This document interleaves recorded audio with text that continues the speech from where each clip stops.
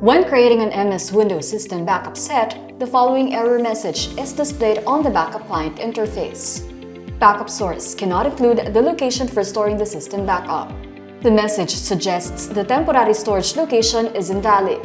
It is a requirement of Windows Backup Feature or wdadmin.exe that the volume selected for storage must be different than the volume selected for backup. In other words, you cannot configure backup of C drive and have the temporary storage location configured to C drive as well. For more information about MS Windows System State and the restrictions set for it by Microsoft's Windows Server Backup feature, please refer to this article. Go to ahsay.com.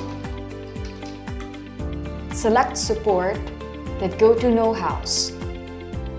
Then search for the restrictions on the temporary storage location for the Windows System State and System Backup image file.